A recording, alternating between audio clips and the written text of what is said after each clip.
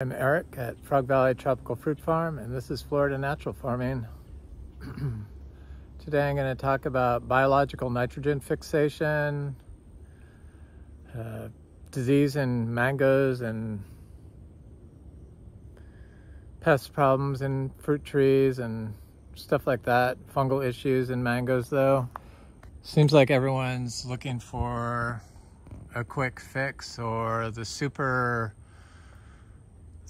fix, or one thing that's going to fix their problems. And I've found that it's a multi-systems approach to everything, just like our health. It's not just a product or a supplement that's going to heal you, but a whole lifestyle change. The way you manage your life, what you eat, what you expose yourself to. It's the same with plants. You have to create a healthy system for your plants and for your health. And that's what we've done here. And basically I learned this by becoming a biodynamic certified farm. We're no longer biodynamic certified, but I still believe in the essence of their certifying process and their farming practices, even though we don't retain a biodynamic certification any longer. I just do all these videos, and it was just causing too much stress, all the certification processes. And to be honest with you, I didn't believe in having to be so dogmatic about the inputs. I felt like once you understood the essence of biodynamic farming and you've created a system that's close to nature, which was their goal, that you shouldn't have to continuously apply their products, the BD 500,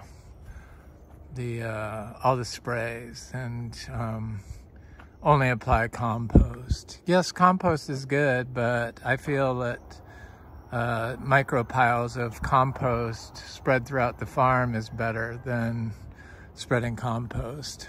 It's just undisturbed. It's closer to nature, and our input basically is just we use grass hay.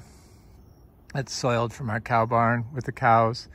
We don't give them any mineral blocks or shots or wormers. We rotationally graze them, so they're outside on grass all the time. And we apply it every day year-round, small micro piles of compost throughout the farm, and that seems to work.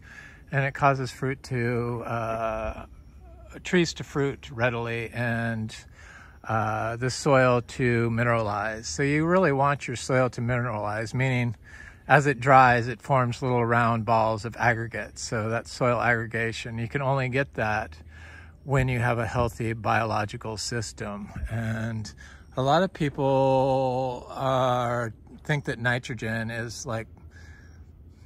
to plants is like protein to us, which is kind of funny because the excess nitrogen we get is from meat, from the protein that you eat. So that's what can damage your kidneys and stuff. So it's kind of similar, our dogmatic view and our one input cure-all of nitrogen to fix the system, when in fact, for us, we can get all our protein if we just eat a healthy diet. Most people get too much protein. So if we eat a healthy diet of just plants contain protein, so amino acids are protein, you're gonna get all the protein you need. They've shown this, and I'm vegan, and it's really helped my health. And whole food, plant-based vegan, and I really don't believe in supplements, so I do take vitamin B12. And then plant people that grow, it seems like everyone's focused on nitrogen, and what they focus on is nitrogen fixing trees and nitrogen fixing plants. All plants fix nitrogen. It's a biological nitrogen fixation. So it happens with biology, microbiology, bacteria. Some fungi fix nitrogen also, but it's not just the nitrogen fixing bacteria that does it. It's in combination with the whole system, and the whole system includes the mycelial network, so the fungal network, to connect the trees underground and distribute nitrogen in a symbiotic shared arrangement between plants. And these are nitrogen fixing plants, locust trees, and that's a nitrogen fixing plant. But also sugarcane can fix nitrogen, corn can fix nitrogen, ginger can fix nitrogen. It depends. You can have all the nitrogen fixing plants in the world, but if you don't have the biology and the below ground system developed to deliver biology, because these bacteria travel in the mycelial network, and they go inside the plant, and they're on the plant, and they're on the leaves, and they're on the ground, and they should cover everything in a healthy system. And the way they get distributed into plants is through the endophytic fungi that grow inside the plants. But if you don't have a healthy system, and you've been like using salt-based fertilizers, I'm gonna look at sugar apples today too, and you've been using lots of water so that your tree doesn't have to form relationships with the fungal network to get water, because fungi deliver water to plants in a natural system.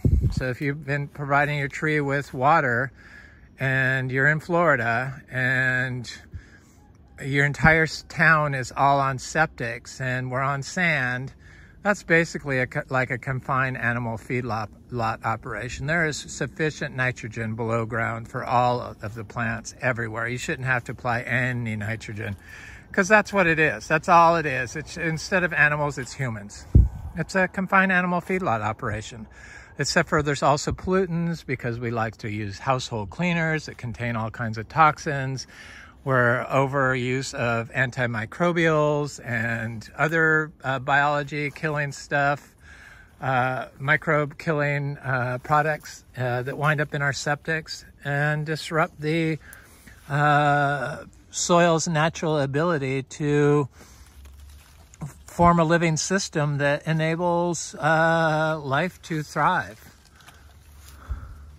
And my friend Frank coming by, I told him I might have some Achachairu, but boy, they've been like slow to turn gold.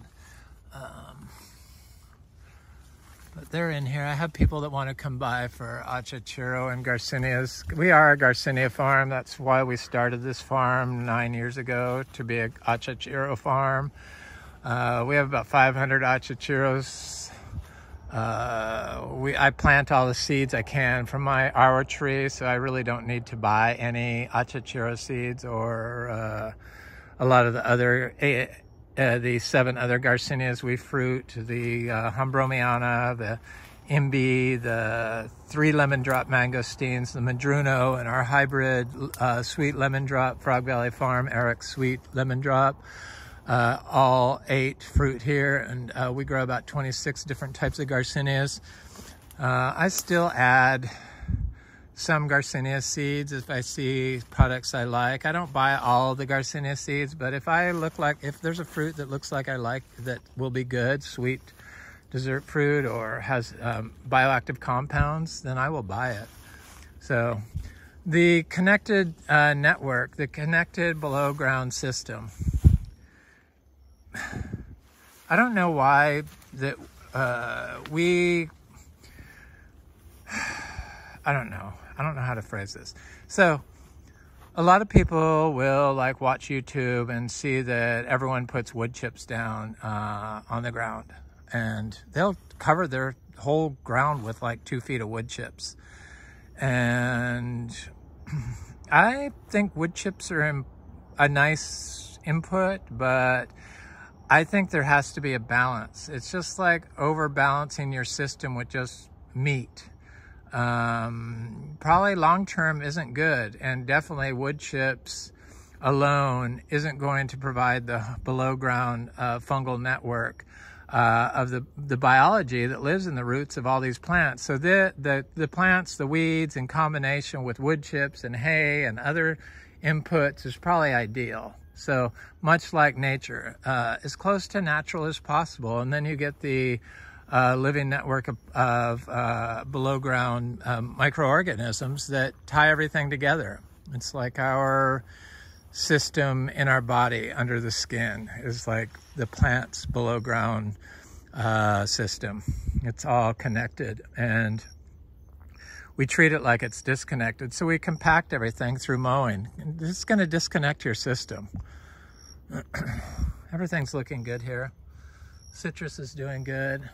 I've talked before about oak trees and citrus greening. So this one tree on this property of 15 species of this one seed grown citrus is the only one I have planted underneath oak trees, and it's the only citrus on the entire property that gets greening. It seems to be able to handle it, but it's the only tree that gets greening on this property. And it's the oak tree. So it's not the oak tree. It's not the one product that's going to fix you or fix your system. It's the whole system. So you have to look at the whole system's approach to fixing stuff.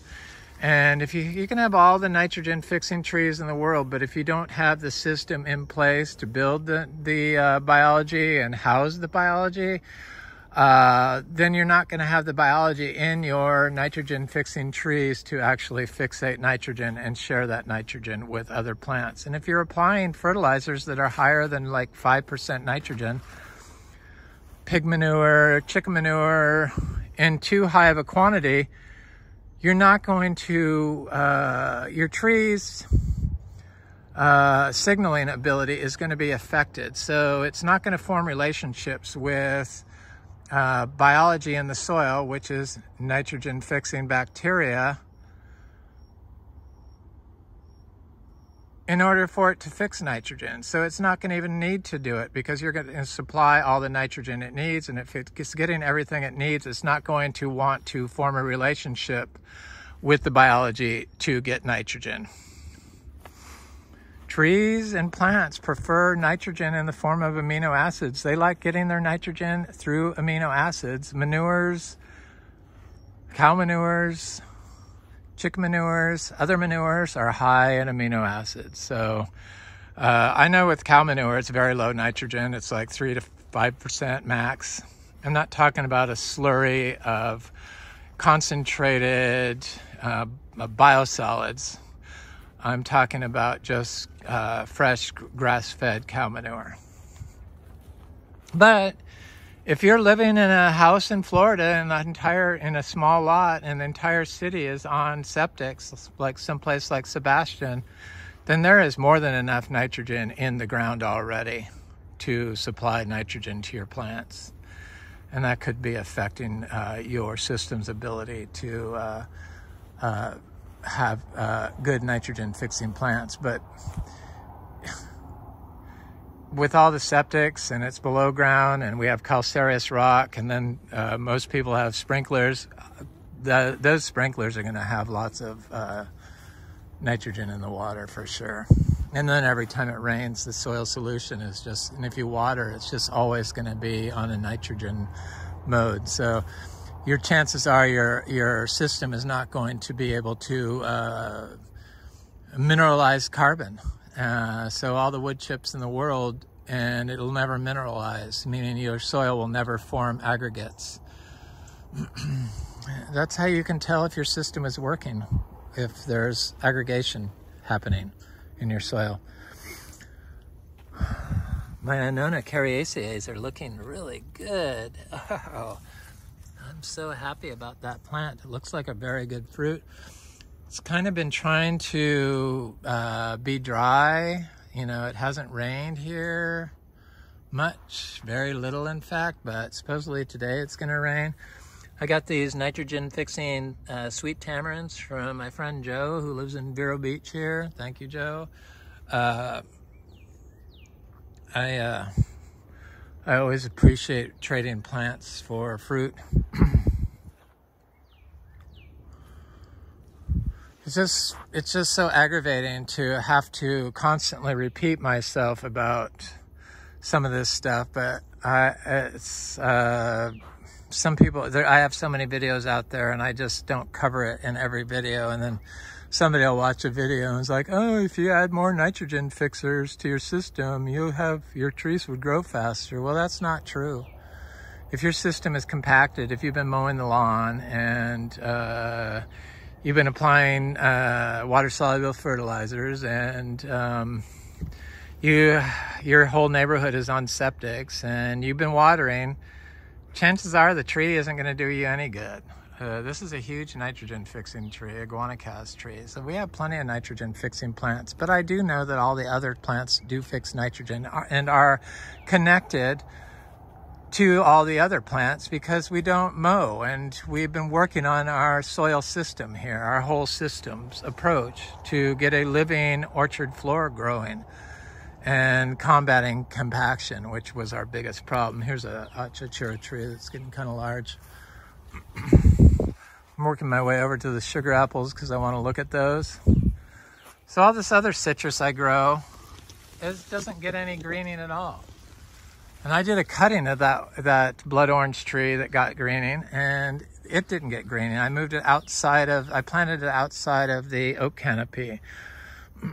I think the oaks probably are beneficial to prevent a tree from getting greening, but just as the grass is beneficial to prevent a tree from getting greening, lots of grasses can be nitrogen fixing.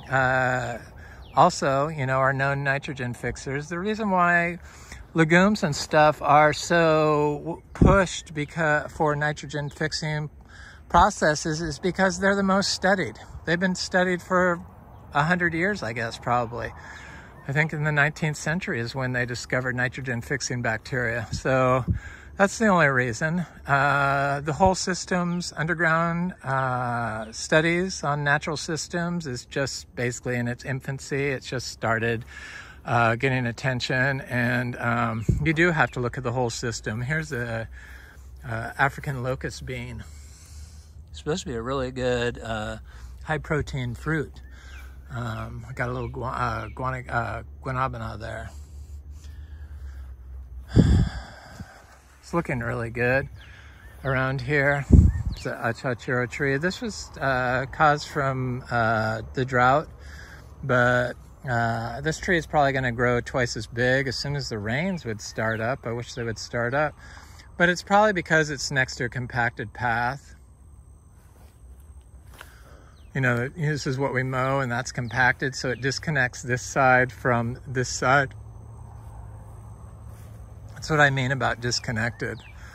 The hyphal network is damaged from it.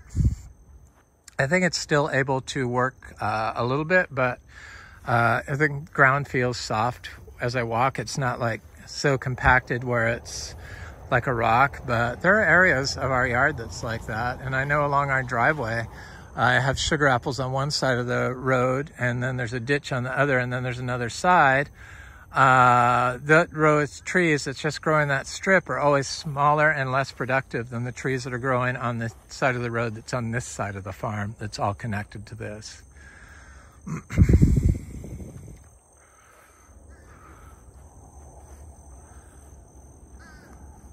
This mulberry tree has been giving me so much fruit. It's just been crazy. I mean, I've been getting like tons and tons of delicious, world's best mulberries off this tree every day, twice a day. I think this is the third crop this year this tree has produced, and it never needed to be chopped back. I know a lot of you may think that you have to chop them back to get them to refruit, but that's not what I found.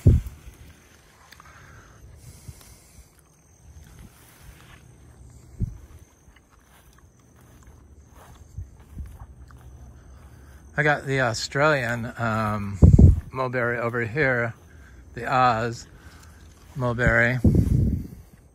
It seems to be a lot like the world's best, though the mulberries are supposed to get bigger. The leaves kind of look a little bit different, but when the tree is this small, it sure they might taste a little bit better. I don't know. It's too hard for me to evaluate. I really hate evaluating trees when I don't have that many years experience on that particular tree, or I don't have like 20 of the trees. So look at my bee's nest. It's just covered, or the beehive is just covered in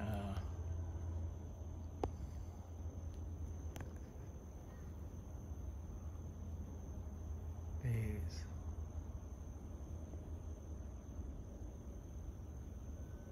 There's wax comb in there you can't even see anymore, but that's so cool that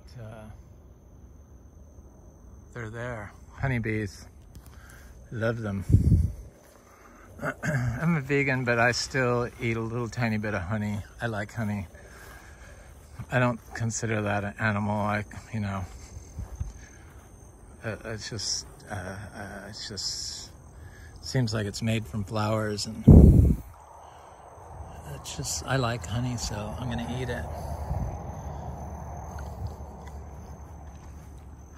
A little bit, not a lot, but I do eat it. People have all these issues with their health, but they fail to look at what they're eating.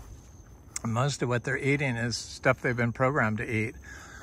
And they think it's okay because everyone does it. So they just keep eating it and eating it and eating it. And then they get these health issues. They go to the doctor. Doctor gives them a pill for high blood pressure. Then they gives them a pill for cholesterol. And then they give them a pill for diabetes, and it just goes on and on and on, and they never suggest changing your lifestyle and changing your diet. It's the same thing happens in the soil. So if your soil is dysfunctional and your mangoes are like getting disease, yeah, it could be a lot because the mangoes have been grown in Florida in a non-regenerative way. So they're much like the Florida citrus, which is totally, greening has gone systemic, and you have to constantly give them fungicides, herbicides, pesticides, and chemical fertilizers just to keep them alive. But if they made a lifestyle change for their plant, and they focused on soil health and created a connected system, and then grew their seeds, their citrus from seed, from organic source seed, then your chances of getting citrus-free greening go way down. In fact, we do not have issue with greening on our citrus. Just that one tree, for some reason, got it. I find it interesting. It's the only tree I planted under a oak tree. But it seems to be able to survive and hasn't died yet, but it hasn't produced fruit. I'm looking at this Seashore mangosteen. I've got lots of little fruits of varying sizes, little tiny ones and then bigger ones.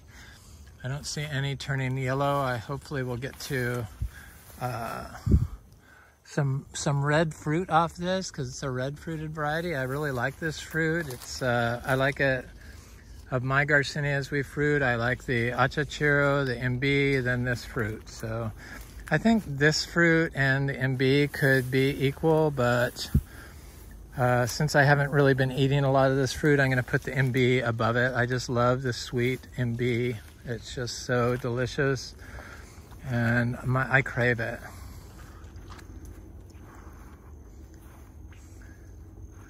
So these Garcinias grow so well here, and they're virtually disease-free.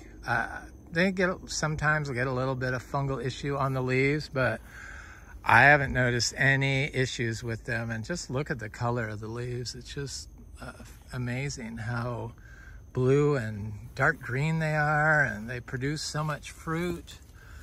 And planted in full sun, planted in shade, it doesn't matter. You can do whatever you want to them.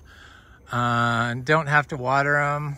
We don't water anything here. It's totally 100% dry farmed. I don't water plants when I plant them in. I direct sow Garcinia seeds, though I have been known to start some in pots. If I have like a limited supply of super expensive seeds. Seeds have gotten very expensive for some reason.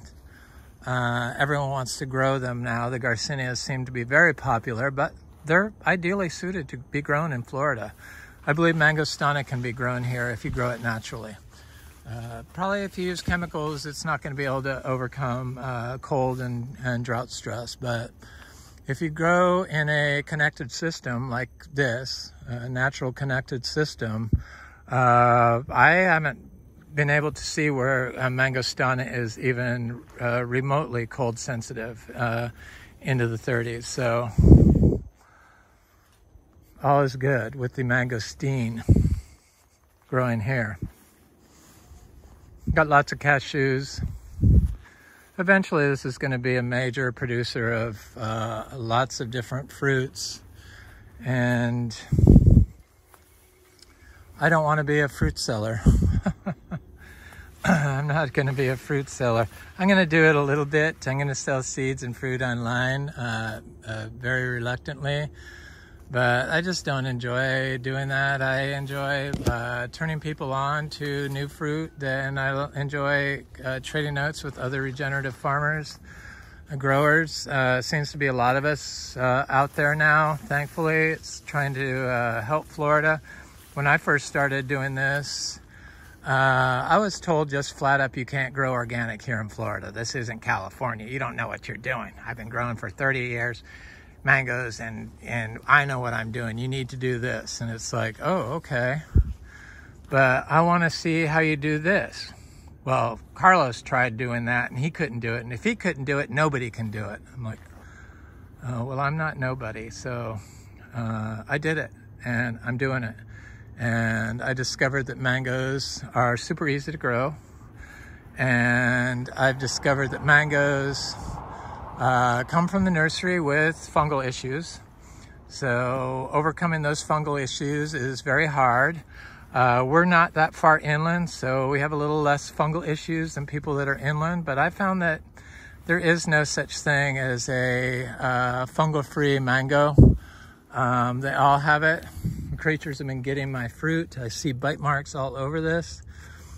This is a Juliet tree.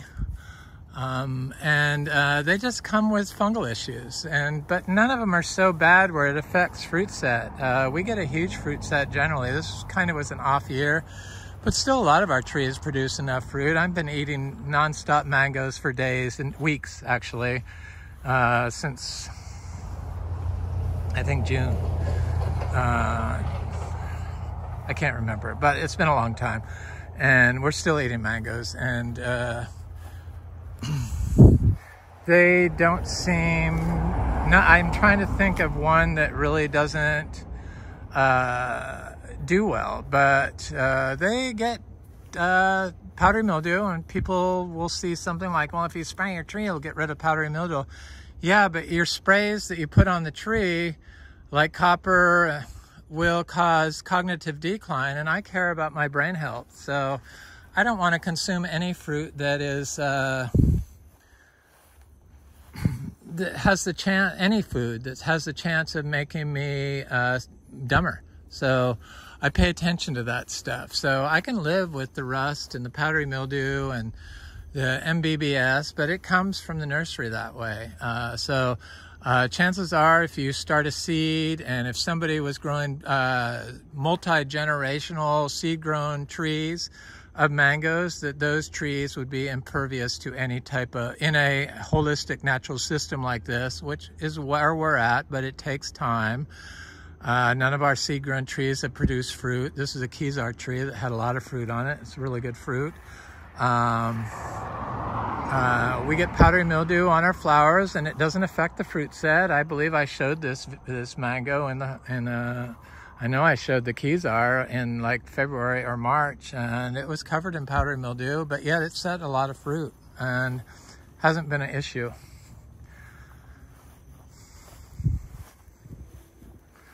Okay, so along here I have a lot of sugar apples. So I finally made it to the sugar apples, and this is a red chewy sugar apple, I thought, but it looks like it's a green one.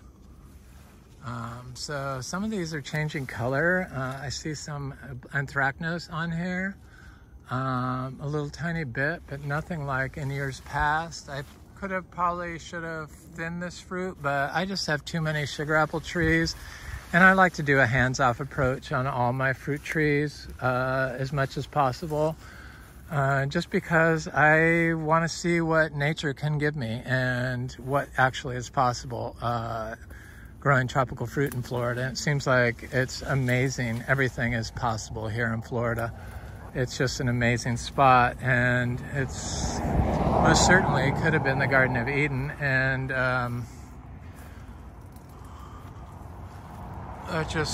you don't have to water, you don't have to pretty much do anything except for plant the tree, but all of our soils are so disturbed.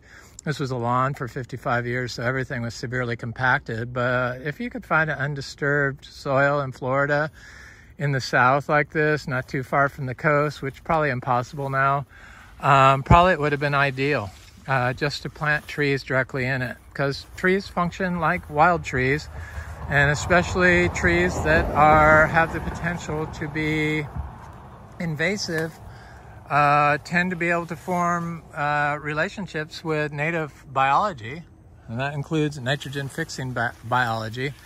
But we've disconnected our soils from our tree, and we've disconnected our environment from our tree, and we use plastic to distribute water and give the plants water, and plastic is a known contaminant full of heavy metals and forever chemicals and BPS and phthalates and bromated plastics and just all kind of fire retardants, all kinds of stuff that's detrimental to your tree's metabolism and its mitochondrial health. This is a dot mango. I see some creature actually bit this way up there.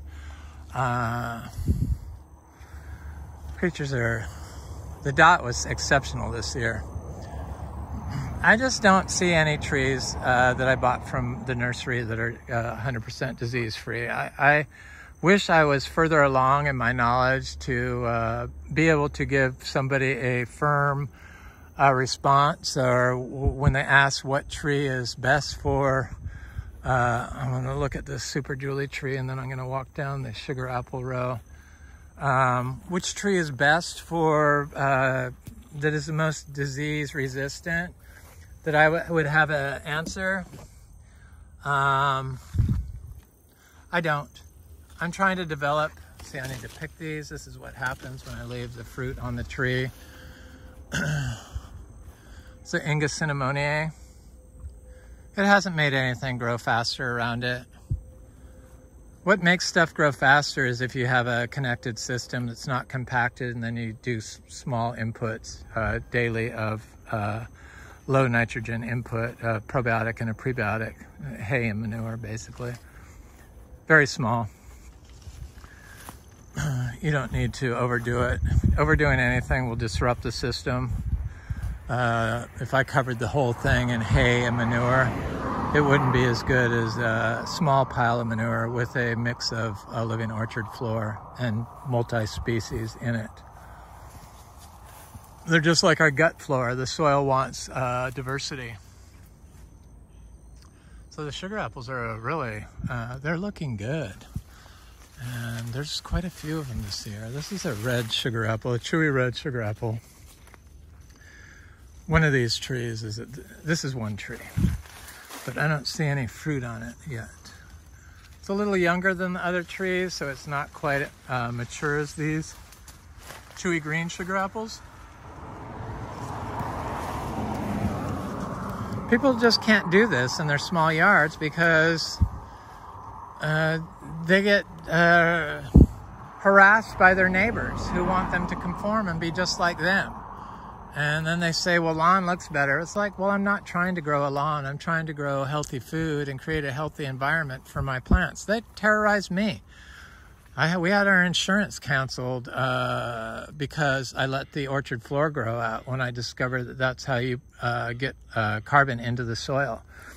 And the microbiology that is the nitrogen fixing plants and the superhighway of these nitrogen fixing bacteria lives in the roots of this carpet of diversity. Grass is how you build soil. That's how you mineralize carbon. It's the easiest, most simple way. Unmowed grass. If you're mowing it or covering it with wood chips, you're not going to mineralize carbon.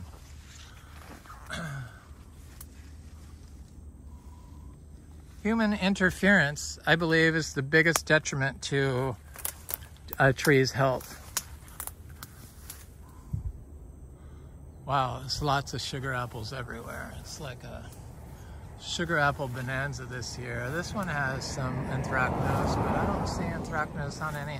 These were nursery bought trees too, so they're gonna come with their own problems. Their mitochondria gets damaged the second they sterilize the seed and start growing it in sterilized potting medium, and then feed it water-based fertilizers, and put fungicides and pesticides to push the tree so it's big, and then they sell it. It's not because they're doing the tree any help. It's damaging the tree. Much like we've done to our health. Thinking we're doing the right thing when in actuality we've been damaging ourselves, and that's why our lifespan has gone down and why we have the sickest population in the world, but spend the most amount on healthcare. It's our processed food diet. Water-based fertilizers are processed food for plants. That's what they are. They want to get their nitrogen from nitrogen-fixing bacteria or amino acids, and or both, because I'm sure that the nitrogen-fixing bacteria deliver and the fungi deliver the amino acids directly to the plant. I mean, that's where they're getting when the biology eats the amino acid or something, it's a whole complicated system.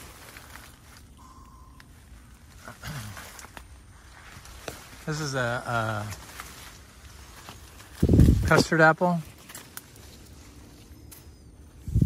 So people want to know if I sell fruit seeds. Yeah, we sell seeds. I sell seeds and fruit. I don't hang on to seeds for weeks on end. So if you see a seed today, it's gone tomorrow usually. I might hang on to them for a little while, like some cashews. I still have a couple of those. But sugar apple seeds and Garcinia seeds and stuff like that, I don't hang on to. I move them on, either give them away or sell them or plant them. I just don't want to hang on to seeds and store seeds and be accused of selling somebody's seeds that don't germinate, though I have had problems with some of my seeds that don't germinate, but I think it's more of an issue with me, not the seeds, the timing, the medium, the bugs, whatever, the microbiology consuming the seed. Who knows? Boy, this is like a mess getting through here. I did have a path, but I kept knocking my sugar apple trees, so I stopped mowing it. And this is a sugar apple. That was an Adamoya back there I was looking at. I didn't see any. This is a sugar apple.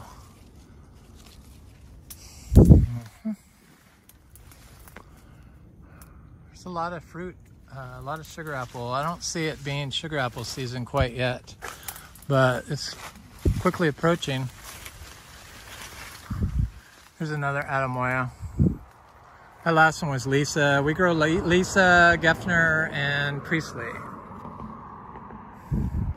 I had a red Adamoya, but I think that it got succumbed. I moved it and it was doing good, but I think the creatures ate it. There's a lot of creatures that live in this system.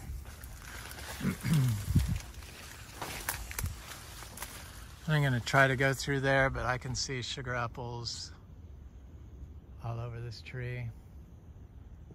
Quite large ones, so it's going to be sugar apple season before we know it.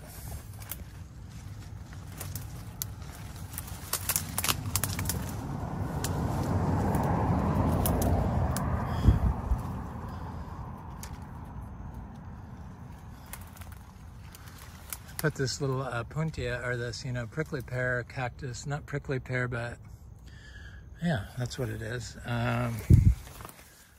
Here, but it doesn't look like it's even germinating, which surprised me. So I know that that little Adamoya seedling was right around here, and it looks like it's gone. It was right near this.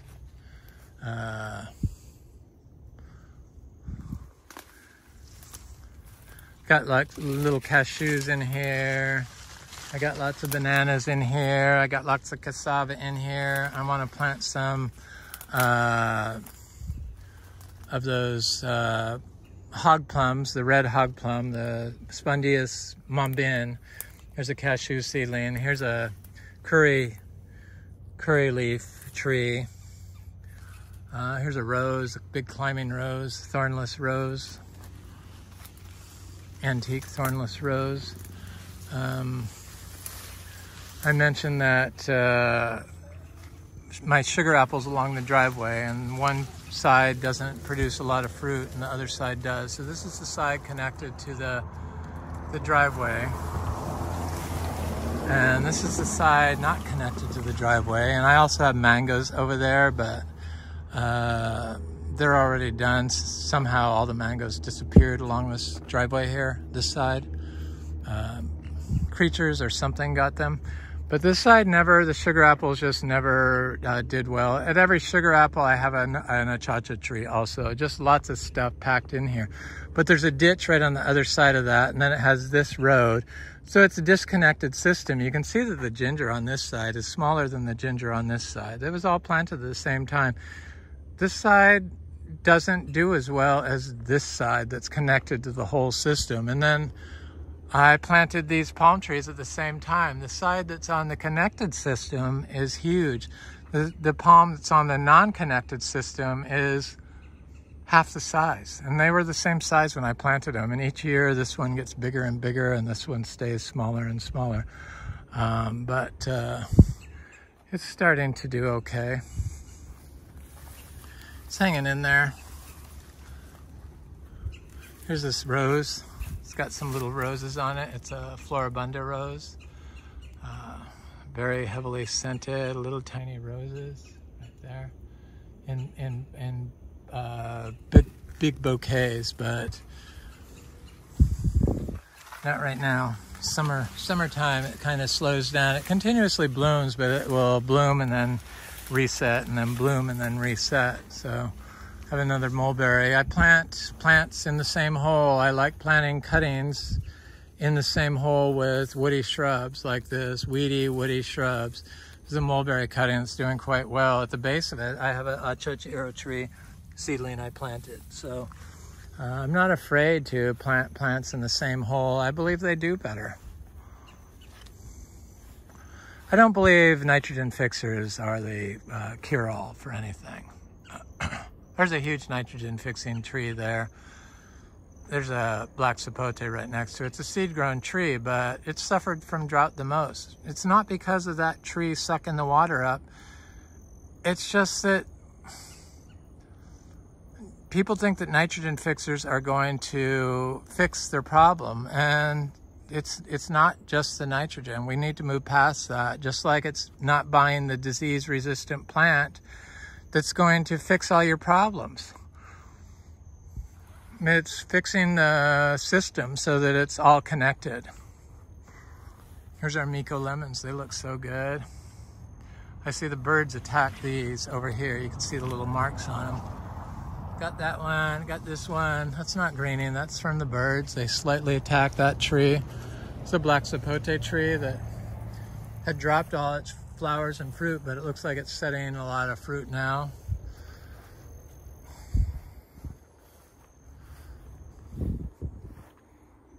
Yeah, it's not because, you know, yeah, sure, I could chop that tree back like they do in syntropic agriculture, but I don't know. I think in sand, when you do that, the rotting of the below ground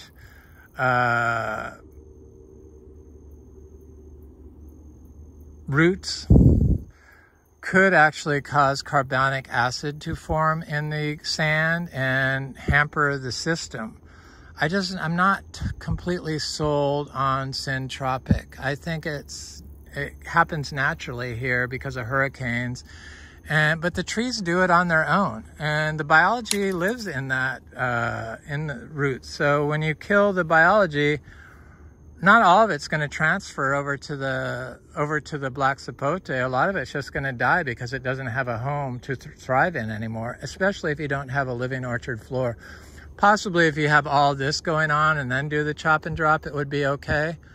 But this is a chop and drop on its own, and nature does it naturally. I don't even have to do anything. So I'm not saying Symbiotic is wrong. I think there's some happy medium, and I think that Florida sand is too easily damaged, and there's too much we don't know about what's going on below ground to say that that is like the best form of agriculture for Florida.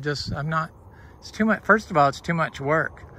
And I have 10 acres here, and I do it on my own, and I'm able to handle it on my own, and stuff seems to thrive and fruit without doing it. So why anybody would want to take on that much work? Probably because you have a small yard, or you're young, or you have a lot of help, and I don't see the need for it.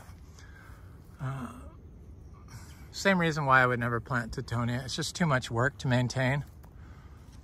The citrus looks great. This one fruit got damaged from the birds, but all the rest of them, there's a little mark from the birds, but they're very clean this year because the trees got so many leaves on them that it hid the fruit, and they got the leaves on them because I put a compost pile next to it for the first time ever. I let these Miko lemons, because I know that they could thrive and grow and fruit without any input whatsoever, but I wanted to see what would happen. They always had leaf miner, and they'd start looking ugly during drought. The leaves would start turning yellow, but in full sun. But I wanted to see after six years, I think, or 5 years, 6 years, I believe is how old these trees are.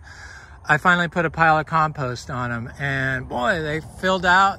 They got rid of all their leaf miner.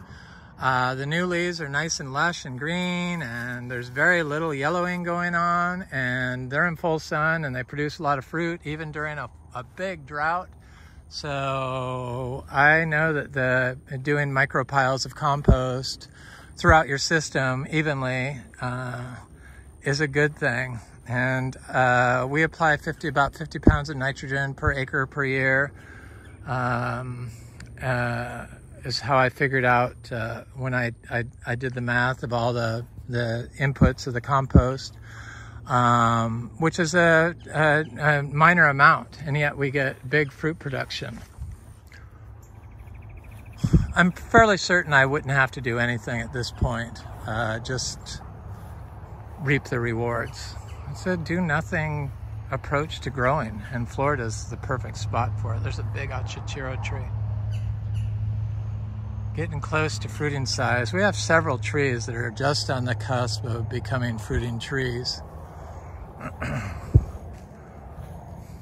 There's an all-summer mango. Here's a orange sherbet that still has some fruit on it. I tried to take the fruit off because the creatures. So we have so many different air plants here. I know some of you are into the epiphytes, but Florida is like home to so many different air plants that it's crazy. These are all natural native epiphytes, air plants, tillandsias. I used to collect them in Santa Rosa, or not Santa Rosa, San Diego. I lived in Santa Rosa, but San Diego, California, years ago. In fact, I think my longest owned plant I've had for probably 30 years is tillandsia. Because I was able to move it from town to town, and some of them people didn't steal. The guanabana, everything's looking good. It's beautiful. It's a beautiful day. It's nice and cool. The bugs aren't so bad today. Maybe rain's on the way. Anyway, this is Eric at Frog Valley Tropical Fruit Farm. This is Florida Natural Farming. I hope you got something out of this. Please like, share, and subscribe if you enjoyed this video. Leave a comment, a nice comment, please. I don't really like the mean comments or the, you know what I mean. Yeah, anybody that needs seeds and stuff, in the About section on this channel, it's is my contact information. You can text my email address or my phone number. That's how I prefer it. I should do a better job, and I should have a website, but I'm just never going to get there to sell our seeds. Just not that into it. So have an excellent day. Thanks for watching.